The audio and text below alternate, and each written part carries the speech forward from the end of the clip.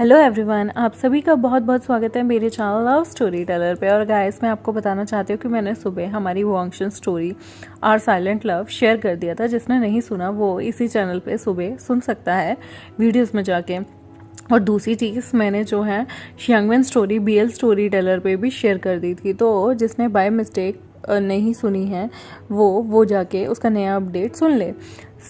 तो चलिए, आज का हमारा जो वेंजू है उस फैन फिक्शन को हम शुरू करते हैं। तो गाइज, ये मैंने कहीं भी पब्लिश नहीं किया तो लिंक मत मांगिएगा। हम नेक्स्ट पार्ट शुरू करते हैं। जो हमारा स्कॉर्पियो किंग होता है ना, यानी कि लुओ वांग, वो बहुत ज़्यादा टेंस्ड हो जाता है, टूट चुका होता है, क्योंकि जो उसके अडॉप्टिव फादर थे ना, वो कहीं ना कहीं बिल्कुल बर्बाद हो चुके थे। अब उन पे इतने ज़्यादा केस चल रहे थे, उन्हें कोर्ट ने वैसे ही उम्र कैद की सज़ा सुना दी थी, लेकिन उन पे जितने भी केस और पे और खुलते जाते हैं, उसके बाद जो कोर्ट होता है ना, वो मुकर्रर कर देता है कि अब उन्हें सजाए मौत सुनाई जाती है। और 15 दिन के अंदर अंदर उन्हें टांग दिया जाने वाला था और उसके बाद उनकी मौत हो जाएगी। यहाँ पर जो हमारा स्कॉर्पियो किंग होता है वो बहुत दुखी हो जाता है, बिकॉज उसे ऐसा लगता था कि ये जो अडॉप्टिव फादर है उसका, उसने लाइफ में उसके लिए बहुत कुछ किया है। और भले ही जो हमारा जाओजिंग था वो स्कॉर्पियो किंग को इतना ज़्यादा पसंद नहीं करता था, इतना ज़्यादा प्यार नहीं करता था, लेकिन वो उसके लिए उसका एक लौता अपना था। क्योंकि यहाँ पर स्कॉर्पियो किंग इस दुनिया में किसी को नहीं जानता था कि किसने क्या किया है। फिर धीरे धीरे स्कॉर्पियो किंग हर चीज़ को डीपली डेप्थ में पता करने लगता है। तब उसे जब एक एक करके वो कड़ी जोड़ता है, तब उसे याद आता है कि उसने इसी बंदे को, जो बंदा पकड़ा गया है, जिसके थ्रू गोलियां मरवाई गई थी, इस बंदे को इन लोगों ने जाओ जिशु को मारने के लिए बोला गया था।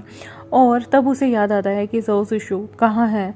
एकदम से उसके दिमाग में याद आता है कि जाओ जिशु और उसका असिस्टेंट एकदम से कहीं गायब हो गए।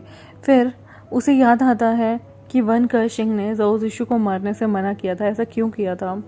तब वो कड़ियाँ जोड़ने लगता है और उसे कहीं ना कहीं डाउट होता है कि वन कर्शिंग ही उसके फादर की जो इतनी बुरी कंडीशन हुई है और जितना वो धड़ल्ले से नीचे गिरा है, उसमें कहीं ना कहीं शामिल है। तो वो एक प्लान बनाता है, वो जाओ जिशु के घर वालों पे नज़र रखने लगता है।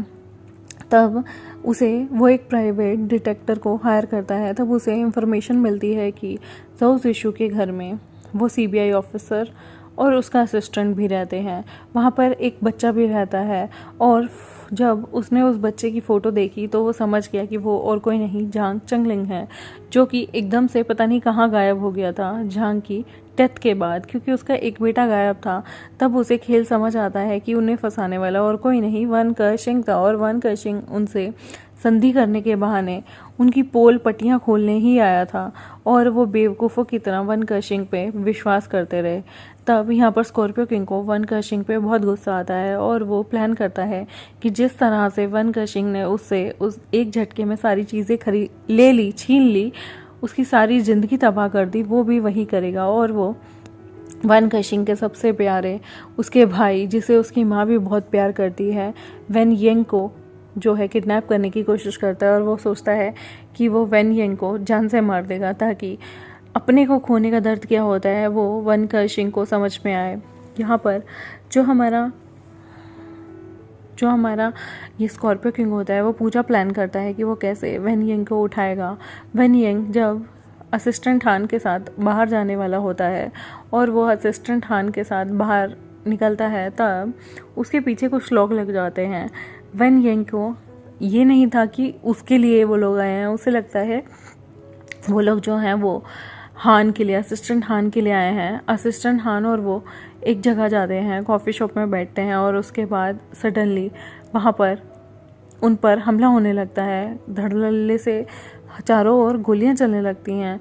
तभी असिस्टेंट हान डर जाता है। वेन येंग उसे कहीं छुपने के लिए बोलता है, लेकिन असिस्टेंट हान कहता है तुम भी बाहर मत जाओ। यहाँ पर वेन येंग के पास बहुत सारी अच्छी अच्छी पिस्तौल भी थी, और जब उसे किडनैप करने के लिए लोग आते हैं तो वो उन लोगों पर पिस्तौल दाग देता है और उन लोगों को गोलियां मार देता है। लेकिन तभी वहाँ पर एक आदमी होता है जो कि वेन येंग को एक गोली मारता है, जो कि उसके कंधे में आके लगती है। और वहाँ पर वो सारे के सारे वहाँ से भाग जाते हैं। वेनियंग को बहुत बुरी तरह से गोली लगी आती है कंधे पे आके। तो पीछे से असिस्टेंट हान आता है। असिस्टेंट हान वेनियंग के जो पिस्तल होती है वो ले लेता है और वो उस पिस्टल से उन लोगों को गोलियां मारता है जो वहाँ बच के होते हैं, क्योंकि वो भी एक ऑफिसर था तो उसे पता था कि कैसे शूट किया जाता है। उसके बाद वो वेनियंग को फ़ोन करता है, वन कशिंग को, ज़ोउ ज़िशु को, और बताता है कि ऐसे ऐसे वेनियंग को कितनी चोट लगी है। वो फटाफट से वेनियंग के साथ गाड़ी चलाता है और उसे हॉस्पिटल लेके जाता है। वो लोग उसे हॉस्पिटल में एडमिट करते हैं।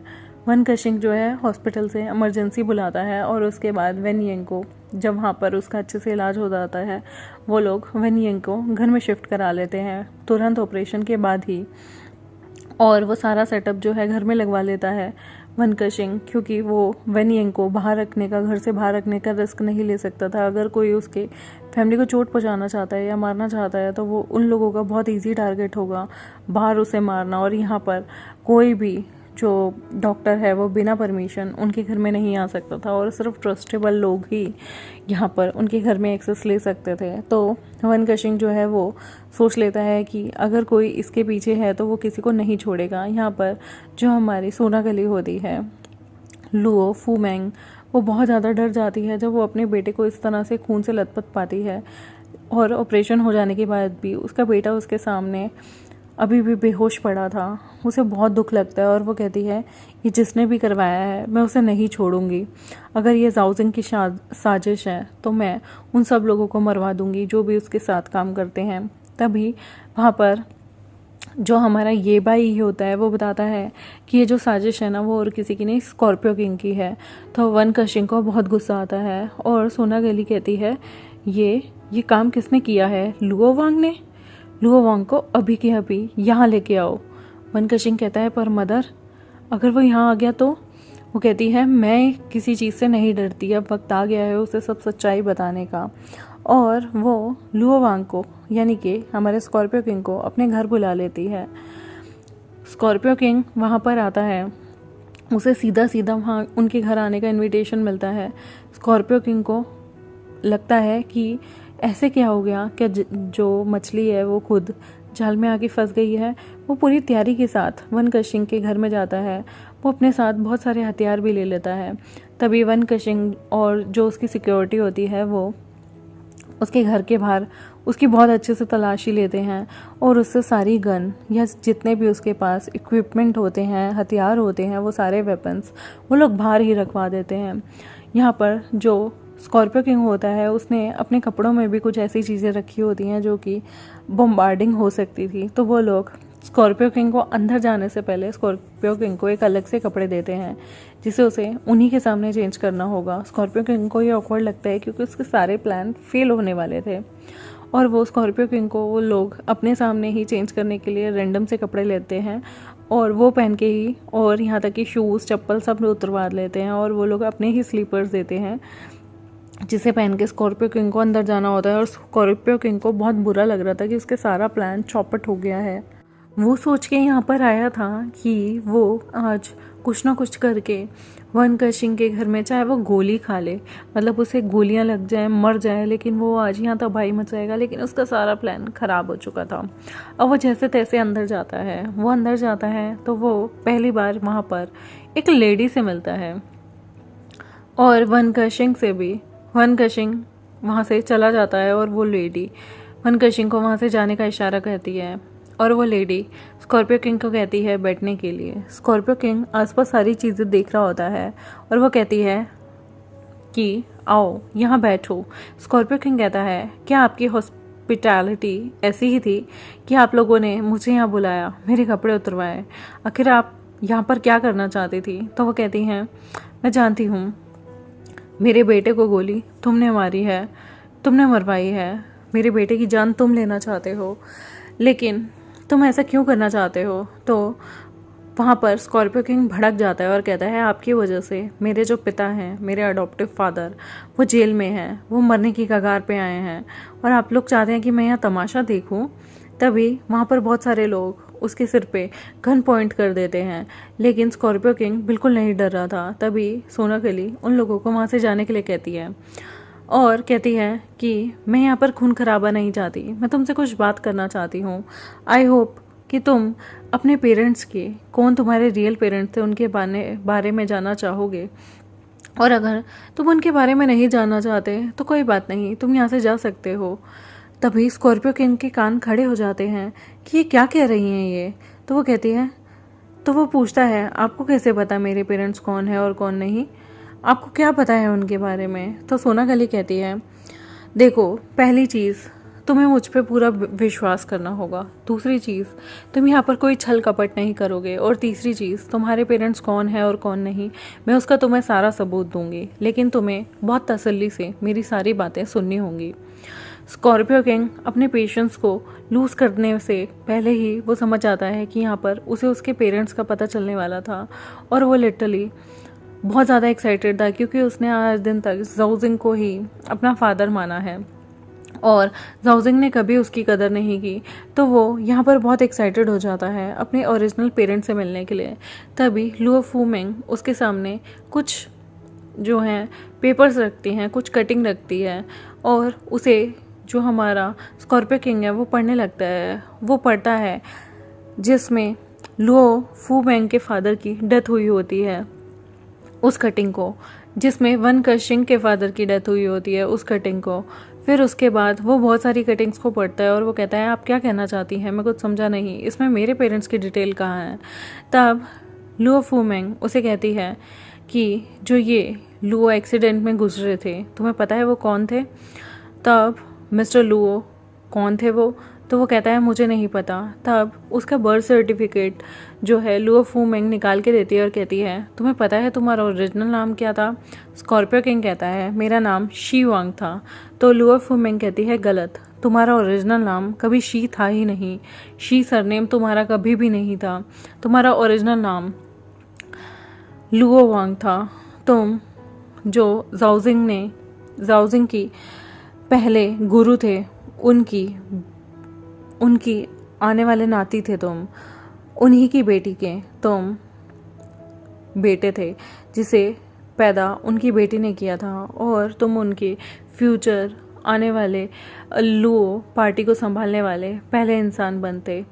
तब वो हैरान हो जाता है और कहता है मगर ये कैसे पॉसिबल है। तभी वो लुओ वांग का उसका जन्म प्रमाण पत्र देती है, जिसमें लुओ वांग देखकर हैरान हो जाता है, जिसमें उसकी बर्थ डेट और सारी चीज़ें लिखी होती हैं, ब्लड ग्रुप, कब वो पैदा हुआ था, क्या टाइमिंग थी, कहाँ वो पैदा हुआ था, और उसमें उसके फादर और मदर का नाम भी लिखा होता है, जिसमें उसके रियल फादर का नाम लिखा होता है ज़ाओजिंग, और माँ का नाम लुओ फूमेंग। तो वो कहता है ज़ाओजिंग मेरे अपने फादर हैं। तो सोनाकली उसे कहती है हाँ, और तभी उसकी आंखों में आंसू आ जाते हैं और वो कहता है ये लुओ फूमेंग कौन है, क्या ये ज़ाओजिंग की पहली बीवी है जो मर गई थी। तभी वो कहती है नहीं, ये मिस्टर लुओ की बेटी थी जिसे तुम्हारे फादर ने धोखा दिया और प्रेग्नेंट कर दिया। जब वो प्रेग्नेंट थी और तुम्हारे नाना जी ने जब तुम्हारे फादर को तुम सारी रिस्पॉन्सिबिलिटी दे दी थी पार्टी की, उसके नेक्स्ट दिन ही तुम्हारे नाना जी का एक रोड एक्सीडेंट हुआ, जो कि सिर्फ एक काल्पनिक चीज़ थी, झूठ बोला गया था, उन्हें मरवाया गया ताकि तुम्हारे फादर को सारी चीज़ें मिल सकें। और तुम्हारी मॉम जब प्रेग्नेंट थी तब तुम्हारे फादर उन्हें छोड़कर पार्टी के दूसरे सदस्य की लड़की से शादी कर गए। उन्हें पता भी नहीं था कि तुम्हारी मॉम उनके बच्चे से प्रेग्नेंट है। उन्होंने इस बच्चे को यानी कि तुम्हें अपनाने से भी इनकार कर दिया था। और उसके बाद तुम्हारे फादर ने जब उनकी पहली बीवी शादी के कुछ टाइम बाद मर गई तो तुम्हें अपनाने आ गए, और उन्होंने आश्वासन दिया लुओ फूमेंग को कि लुओ फूमेंग को वो अपनाएंगे और तुम्हें भी, लेकिन उन्होंने दुनिया के सामने तुम्हें एज अ अडॉप्टिव सन अपनाया, और दुनिया के सामने ये कहने से भी डर गए कि तुम उसके अपने बेटे हो, अपने खून हो, क्योंकि उसे सिर्फ वोट और सत्ता चाहिए थी। और क्या तुम्हें कभी भी तुम्हारे फादर ने नहीं बताया कि वो ही तुम्हारा असली बाप है। तब उसे बहुत सारी बातें याद आती हैं, जिसमें जो उसका फादर था अक्सर उसे बास्टर्ड चाइल्ड ही बुलाया करता था, और बहुत सारी ऊट पटांग बातें ही उसे कहा करता था। उसे कभी भी वो कभी भी मतलब अच्छे तरीके से ग्रीट ना करना, कभी भी प्यार ना दिखाना, कभी भी अपने बच्चे के लिए उसके मन में कोई भी इमोशंस नहीं था। और वो सारी चीज़ें इसके मन में यहाँ आने लगती है कि इसके फादर ने जाते हुए भी उसे कितनी बुरी तरह से थप्पड़ मारे थे और इंसल्ट करता रहा था। तो ये कहता है नहीं, मेरे फादर ने कभी मुझे कुछ नहीं बताया। तो लुओ फूमेंग यानी कि सोना गली ज़ोर ज़ोर से हंसती है। इसने अभी भी अपने बेटे को ये नहीं बताया कि यही लुओ फूमेंग है, और वो कहती है वो कभी बता भी नहीं सकता क्योंकि वो एक लालची इंसान है। आज उसके सामने मौत भी खड़ी है ना, तो वो गधे को भी बाप बना सकता है। और मैं तुम्हें दिखाती हूँ जो वन कशिंग है, तुम्हें पता है ये मेरा अडॉप्टिव सन है। इसके फादर मदर जो कि मिस्टर लुओ की पार्टी में काम करते थे और उनके लॉयल थे, उनको भी तुम्हारे फादर ने मरवाया। और तो और तुम्हें पता है लुओ फूमेंग जो तुम्हारी मदर थी, उनके साथ जाओ जिंग ने क्या किया। जब उनकी बीवी मर गई तो तुम्हें पहले उसने अपना अडॉप्टिव सन ले उस तुमसे तुम्हारी माँ से तुम्हें छीन के ले गया और तुम्हें अपना अडॉप्टिव सन बता दिया। और फिर लुओ फूमेंग जो कि उस वक्त नादान थी, सिर्फ 18-19 साल की एक टीनेज गर्ल थी जिसमें इतनी ज़्यादा सोचने समझने की शक्ति नहीं थी, उसका दोबारा फ़ायदा उठाते हुए उसे दोबारा प्रेग्नेंट कर दिया। लेकिन जब तुम्हारे पापा को तुम्हारी वजह से जाओजिंग को बहुत ज़्यादा फेम मिलने लगा कि ये कितना उदार इंसान है, बीवी के मरने के बाद इसने दूसरी औरत नहीं रखी बल्कि एक बच्चा अडॉप्ट कर लिया, जबकि जो कि उसका खुद का अपना बच्चा था, वो दुनिया की नज़र में महान बन गया। उसकी पार्टी बहुत अच्छे से चलने लगी और वो मिस्टर झांग की पार्टी में आ गया। लुओ पार्टी टूटकर मिस्टर झांग की पार्टी बन चुकी थी और वो मिस्टर झांग के साथ काम करने लग गया। तुम्हारी माँ लुओ फूमेंग दोबारा से प्रेग्नेंट हुई और दोबारा से जब वो 2 महीने या 3 या 4 महीने, मुझे नहीं पता, जब वो गर्भवती थी ना, तब तुम्हारे फादर ने उसे मारने के हुक्म दे दिए। और अभी जो तुम्हारा जाओजिंग है उसे ये भी नहीं पता कि वो दोबारा गर्भवती हुई थी। वो ऐसी कंडीशन में ना जाने कितने किलोमीटर भागती रही, पैदल चलती रही, क्योंकि तुम्हारे बाप ने उसे कुत्तों की तरह दौड़ाया, उसे मारना चाहा। उसके अंदर उसके पेट में जो बच्चा पल रहा था अभी तो तुम्हारे बाप को ये नहीं पता था, वरना वो इमोशनल ब्लैकमेल करने के लिए तुम्हें भी मार देता, तुम्हारी माँ को अपने जाल में फंसाने के लिए, और उसके अंदर उसके पेट में पल रहे बच्चे को भी मार देता। ये बात सुनने के बाद यहाँ स्कॉर्पियो किंग का खून खोल जाता है कि उसका बाप कितना गलीज इंसान है, कितना घटिया इंसान है, जो किसी को भी अपने लिए अपने फ़ायदे के लिए इस्तेमाल कर सकता था। फिर वो बताती है कि तुम्हें पता है कि वो जो बच्चा था, जो तुम्हारी माँ का दूसरा बच्चा था, वो कौन है। तो स्कॉर्पियो किंग कहता है मुझे नहीं पता मेरी मदर कौन है और वो बच्चा कौन है। तो वो स्कॉर्पियो किंग को अपने साथ लेके जाती है और जिस आईसीयू में वहाँ पर वेन यंग पड़ा हुआ था उसे दिखाकर कहती है यही तुम्हारा छोटा भाई है। और वो वेन यंग के भी बर्थ के पेपर, जिसमें उसकी डेट ऑफ बर्थ टाइम, उसका ब्लड ग्रुप और उसके मदर फादर का नाम लिखा हुआ था, और जिसमें पता चलता है कि जो वेंग यंग है उसका रियल नेम लिu यंग है और उसके फादर का नाम भी जाओजिंग है और मदर का नाम जो है वो है लुओ फूमेंग। तो ये बात सुनते ही झटका लग जाता है हमारे स्कॉर्पियो किंग को और वो कहता है ये नहीं हो सकता। वो कहती है तुमने अपने ही भाई को मरवाने की कोशिश की है। तो यहाँ पर जो हमारा स्कॉर्पियो किंग होता है उसकी आंखों से आंसू आने लगते हैं और वो कहता है लेकिन मुझे ये पता नहीं था। तो सोनागली कहती है तुम्हें पता है तुम्हारी माँ कहाँ है। वो कहता है मुझे नहीं पता। तो वो कहती है मैं ही तुम्हारी माँ हूँ, मुझे ही मारने के लिए तुम्हारे पिता ने इतना बड़ा षड्यंत्र रचा। मैं उसके सामने नहीं आई इतने सालों तक, क्योंकि अगर मैं उसके सामने आ जाती तो तुम्हारी मौत को भी खतरा होता। मैंने सिर्फ उसे रास्ते से इसलिए हटाया क्योंकि उसने तुम्हारे नाना को मारा। ना जाने कितने बेकसूर लोग जो मेरे लिए आवाज़ खड़ी कर सकते थे उन सबको उसने मरवा दिया, यहाँ तक कि वन कशिंग को भी अनाथ बनाने में और किसी का नहीं तुम्हारे ही पिता का हाथ है। तभी वन कशिंग को मैंने अडॉप्ट किया, मैंने उसे बिल्कुल तुम्हारी तरह पाला पोसा बड़ा किया ताकि एक दिन वो मेरे हर हुए हुए अत्याचार का बदला ले सके। अभी भी तुम उस जाओजिंग को बचाना चाहोगे जिसने तुम्हें अपना खुद का पिता होते हुए भी वो जानता था कि वो तुम्हारा खुद का पिता है, फिर भी तुम्हें हमेशा उसने बहुत बुरी तरह से ट्रीट किया। ह्यूमिलेट करता रहा, कभी तुम्हें अपना बच्चा कहने की उसने हिम्मत नहीं की। नाजायज़ नाजायज़ नाजायज़ बोलता रहा, जबकि तुम उसके जायज़ थे, जायज़ बेटे, और फिर भी वो तुम्हें कभी नहीं अपनाता था। उसने तुम्हारी गैंग का इस्तेमाल किया तुम्हारे खिलाफ, ताकि कल को पकड़े जाओ तो तुम पकड़े जाओ, तुम मर जाओ। और तुम ऐसे पिता का साथ देना चाहते हो, और अपने मासूम भाई जिसने आज दिन तक कोई चींटी भी नहीं मारी होगी। हाँ, मेरा बेटा शैतान है, फ्लर्ट है, लेकिन वो अपनी लाइफ में बहुत सीरियस है। वो कभी गुंडागर्दी नहीं करता, किसी पे हाथ नहीं उठाता, और उसे तुमने मारने की कोशिश की, उस छोटे भाई को जिसकी वजह से आज तुम भी जिंदा हो। अगर मैं अपना हक मांगने पे आती तो हम तीनों मर जाते।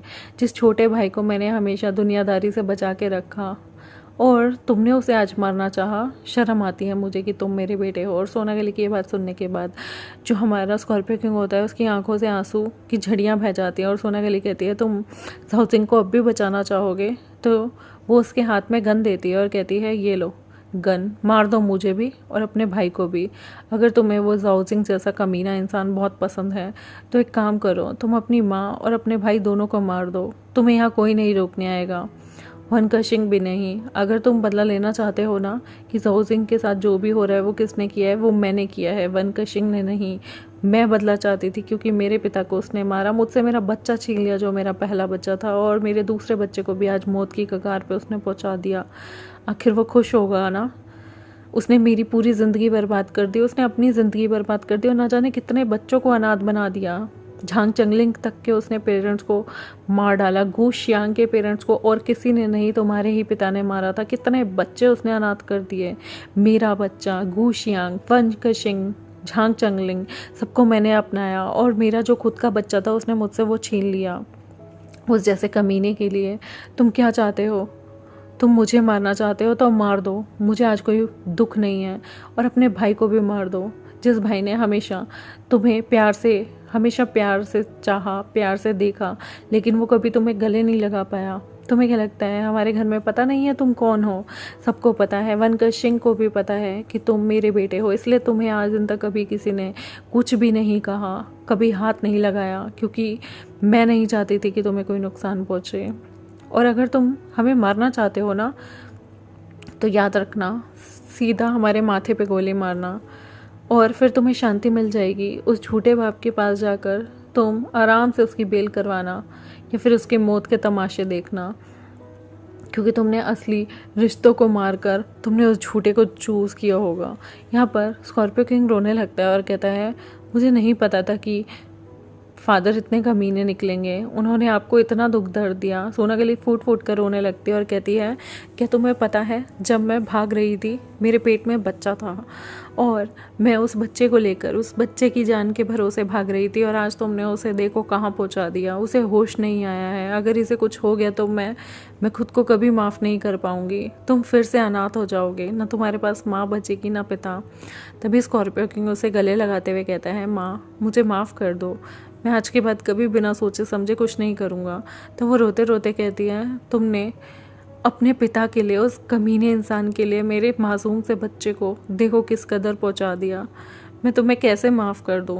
वो कहता है डोंट वरी, मैं पूरी कोशिश करूँगा ये जल्दी से ठीक हो जाए।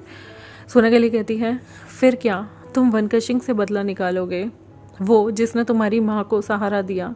मैं पूरी तरह से टूट गई थी, लेकिन वन कशिंग ने तुम्हारी कमी हमेशा पूरी की, मेरे साथ खड़ा रहा, और उस कमीने दरिंदे को अगर आसल लाखों के पीछे पहुंचा पाई हूँ मैं, तो सिर्फ वन कशिंग की बदौलत, क्योंकि उसने कभी मेरा साथ नहीं छोड़ा। और अगर उसे भी तुमने कभी नुकसान पहुंचाया स्कॉर्पियो किंग, तो याद रखना तुम अपनी माँ का मरा मुँह देखोगे, और तुम भूल जाना कि तुम्हारी कोई माँ भी थी। यहाँ पर स्कॉर्पियो किंग को बहुत दुख लगता है कि उसने उस पिता के प्यार के चक्कर में ना जाने कितने लोगों को मार डाला है, मतलब मरवा दिया है, और उसे बहुत दुख लगता है कि वो एक गलत इंसान के प्यार को पाने के लिए अभी तक तरसता था, जबकि उसकी माँ हमेशा उसकी दुआएं चाहती थी। और यहाँ पर वो बहुत इमोशनल फील करता है, बहुत टूटा हुआ फील करता है, बिकॉज़ कहीं ना कहीं वो जानता था कि उसकी माँ उसके लिए कितना सोचती है, कितना बड़ा सेक्रीफाइस कर चुकी है, और इतना बड़ा सेक्रीफाइस करना बहुत ज़्यादा आसान नहीं होता किसी भी माँ के लिए। और वो जानता था कि ये कितना पेनफुल रहा होगा उसके अपनी माँ के लिए। और जाओजिंग की करतूतें जब उसके सामने आती हैं कि उसके नाना को उसने मारा और ना जाने कितने बच्चों को उसने अनाथ किया है और अपने बच्चे को उसने अनाथ बताया दुनिया के सामने, उसके पैरों तले ज़मीन खिसक जाती है। आज उस पे दुनिया का सबसे बड़ा बवंडर आया था, क्योंकि उसे लगता था उसका पिता इतना उदार है कि एक अनाथ बच्चे को लाकर उसने अपने घर में पाला पोसा है, बड़ा किया है, उसकी परवरिश की है। लेकिन यहाँ पर तो राज ये खुलता है कि वो अपने ही बच्चे को नाजायज़ बोलता रहा। कितना बेकार घटिया किस्म का उसका पिता था। उसे यहाँ पर बहुत शर्म आती है कि ऐसा इंसान उसका पिता है, और यहाँ पर उसका दिल अंदर से रो पड़ता है कि जिसको बचाने के लिए वो सारी कोशिश कर रहा था, और लास्ट में उसी का पिता सारे बीज बो रहा था कि सारा इल्ज़ाम स्कॉर्पियो गैंग पे आए ताकि लोग बाग उसे पकड़े और फांसी स्कॉर्पियो किंग को दे दें और जाओजिंग की जान फिर भी बच जाए, वो सत्ता में रहे। यहाँ पर उसे बहुत दुख लगता है कि कैसा शैतान बाप था उसका, और उसकी आंखों से आंसू रुक नहीं रहे थे। लेकिन सोना गली उसकी पीठ थपथपाते हुए कहती है कि तुम्हें इतना ज़्यादा दुखी होने की ज़रूरत नहीं, अगर तुम चाहो तो फिर से एक शुरुआत कर सकते हो, तुम हमारे साथ एक फैमिली की तरह रह सकते हो। अगर तुम चाहते हो तुम सब चीज़ें भूल जाना, छोड़ देना पीछे, और जाओजिंग जब उसे फांसी हो जाएगी तो उसके बाद हम सारी चीज़ें पीछे छोड़ देंगे। मैं एक सुकून भरी ज़िंदगी अपने दोनों बेटों के साथ बिताना चाहूँगी।